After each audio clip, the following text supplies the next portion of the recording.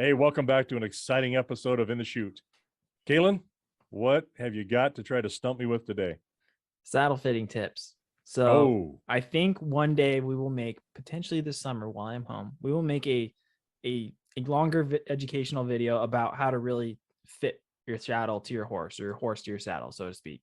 But in a quick 15-minute dialogue here, what are some saddle fitting tips? And really the big one that I really want people to take away with is, do you fit the saddle to the horse or the saddle to you? that should be obvious. There's a reason why old guys that have really been around a lot walk funny, because maybe their saddle didn't fit them quite so well, Yeah. or it's just kind of the time in it, really bow-legged and kind of swinging your hips a little bit, kind of getting froze up. But yeah, no, the obvious answer is the same as it is for a pair of boots for you. Do you fit those boots to you, or do you just go ahead and wear them because that's what you bought? I think there's a lot of women that would say that you just wear them. It's Boy, beauty, fashion and yeah, over exactly. function. I think that's probably right. And you know what's funny about that? There's a lot of people who do that with a saddle too. Yeah. They'll have some saddle that looks really good or cheap. Cheap is a big deal, and Yeah. it doesn't mean that a cheap saddle can't fit, because it can. It's just a matter of it really needs to be personalized to that horse's body and their shape. And um, the first thing you need to really understand is, what is the shape of the horse? Well, how does their body look? You just don't throw a saddle on them and say, yeah, it fits, looks good. No, I've seen people do that, and I've seen people have issues with their horses to the point where the horses will buck and throw a fit, not right away, but as they ride, pretty soon they start to run into troubles. And there was a barrel racer there locally. Oh my God, it's been 25 years ago. All of a sudden started having issues with her horse and couldn't figure out what the problem was. The neighbor asked me, he said, "What do you think?" And I said, "Well, I don't know what's changed." And said, "Well, it's a new saddle. That's the only thing that's really changed, but it's a really good saddle. She spent a lot of money on that." And I'm like, not necessarily. Yeah. And as it turned out, you say what you think, but it's not my place. As it turned out, guess what? It was a saddle fit issue. So saddle fit's important, and it was just not a good fit on that horse. Not that it wouldn't fit another horse, because it could, because we're all built differently. But you really need to understand what that horse's shape is, how wide their barrel is, their chest, their withers, um, how high their withers are compared to the rest of their back, kind of how what you would call a twist in the tree, or how their shape changes from front to back, from behind the withers to back there towards above their flank, and the angles, how high their back sticks up, how high those withers stick up, um, the width of the gullet needs because of that, and also the width and the spread, the angle of the bars, angle of are they a really straight up and down, or a narrow built horse, or are they real wide built horse, like a thick barrel? Um, Well, and going with that right Length. there is, the horses themselves could potentially have a good saddle, right? But then grow out of it because they That's started to right. get fat. So maybe managing some of that nutrition, or whatever Right. the animal is taking in, managing that can help them maintain that good saddle fit as well, right? Yeah, oh, absolutely. And I've taken a horse that was not really in super good shape, and this happens typically in the spring. People start riding their horses again because they can, or it's more comfortable to do that, and you can knock off in a ride. And if you ride them a little too long, you really haven't eased them up into that, doing what you want to, or what we call hardening a horse, getting them in shape. You can knock 100 pounds, 150 pounds off of a fat horse in a day. Too long of a day, obviously, but I mean, you can knock off a lot of weight.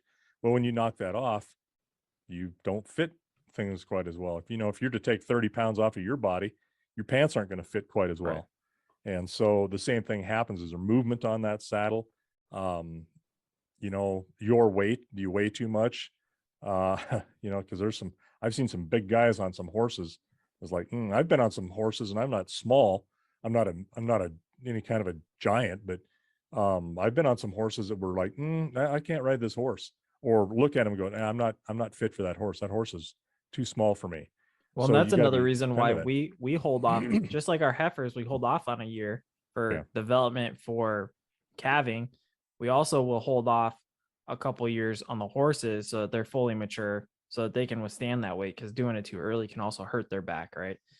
Well, not just the weight of it, but just the work. Yeah. Right. The growth plates aren't closed on their, their feet, knees, particularly, and their back. But, if you really, really wanted to be absolutely guarding against any kind of an issue with growth plates, you'd have to wait till that horse is 5.5 years old before you started putting any real serious training on them, or a lot of movement that's torquing, uh, the long bones, the knees, even the feet and the back. So we normally don't wait that long, but yeah, we try to hold off at least a year. And if the horse is real small or real big, we'll give him another year. Um, it's just what you got to do, because the larger horses mature slower, and the small horses are small. So it's just a good thing to let those horses, let those bones mature.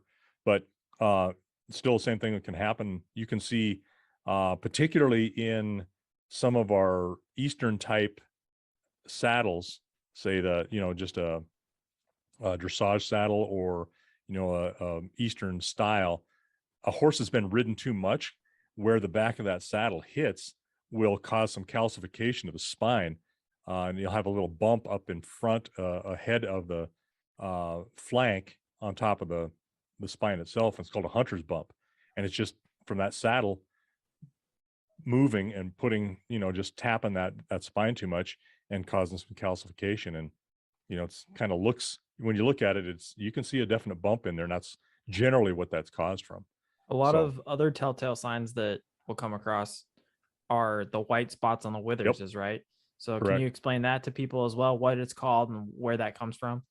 Well, if you've ever had a ball cap like you're wearing, or Right. something on that has a webbing inside of it, and you have a pressure point, it'll cause what's called a hot spot.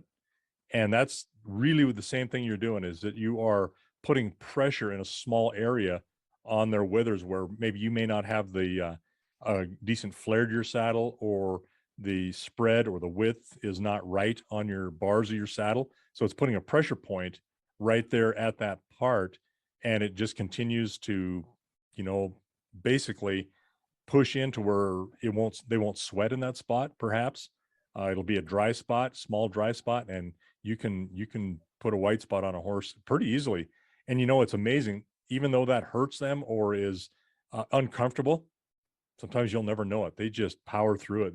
They're amazing. Horses are amazing animals. What they can and will take in some fight in the comfort area. But um, yeah, there's a lot to saddle fit. God Almighty! I mean, I've spent a half day doing clinics on that, and I've been to clinics myself. Uh, you know, Trying to understand and learn more. I think you've got a pretty good handle on it. But one thing you don't want to do is say, "Oh, this saddle doesn't fit. I'm going to put a thicker pad on it."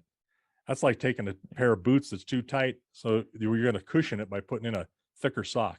It just makes it worse, and you see that happen a lot. So, um, you So can't make a saddle that's going to fit every horse for their entire life, because their backs change, our bodies change, and so do theirs, from the beginning of season to the end of season and throughout their lifetime.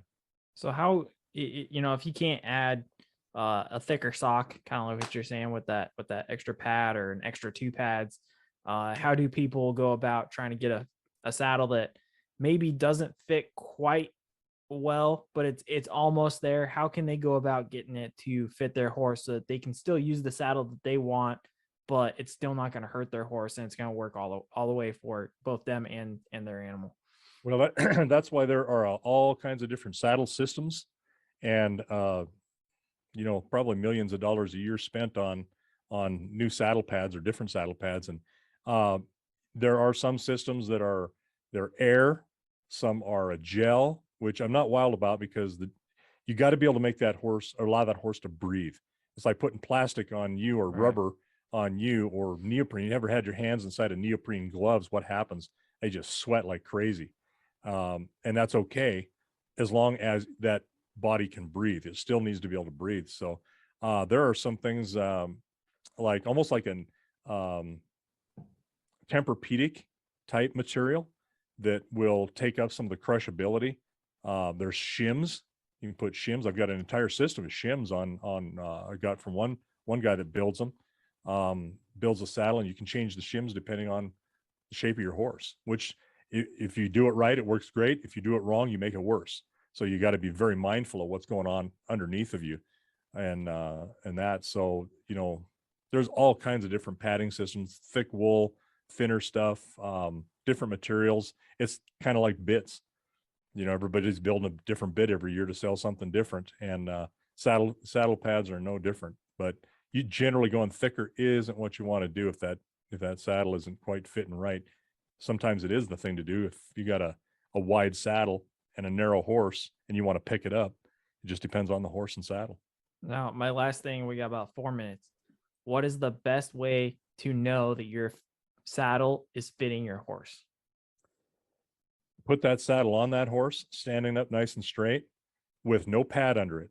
Just put the saddle on the horse and then start to feel underneath how much from the beginning or front of that saddle where the tree meets the pommel or the swells, where it first makes contact, and just run your hand with some pressure, some weight under it. I like to do it two ways. First with no weight and just feel where that contact is made underneath the bars, and they're between that and their body, and you can feel the pressure difference on your hand all the way along on both sides. And then put some weight in it, and then do the same thing and see where those pressure points, or if there's more pressure in one area than another, if there's not enough flare to that tree on the front of the bars, the twist is wrong. If you've got some bridging going on where it's making contact on the withers and on the back, but nothing in the center. Maybe it's got too much rock in it where you've got all kinds of pressure in the middle, but nothing on the front and the rear. You want even pressure with weight on it all the way back. And then you want to not forget about that gullet. Look down that gullet and see if there's room, if you're not making any contact with the horse's spine. Sometimes you are, or the withers. And an easy way to do that when you're on the horse is to saddle them, put the pad on, and then put the saddle on. And when you do that saddle fit or put it on, put like a bridle rein up underneath of that gullet. Sit in the saddle and see if you can pull into that bridle rein out if there's no pressure at all on it. And there's sometimes you can't pull anything out, or saddle string or whatever. That's a very thin piece of material that will, if it's making any pressure at all, it'll catch that pressure. If it's not, you're probably pretty good. But that's in a static moment too. You need to move that horse around and walk him around and see how it fits, and let that saddle fill or settle in a little bit too. All right. So Perfect. there's a whole lot more to it than people realize. I think we'll make a longer video. That it'll be Yeah, really we have to. helpful. Hopefully we'll make a 20 to 30-minute one so people can see what we're talking about physically. Yeah. But Yeah. with that saddle fitting, we'll put that conversation out to pasture.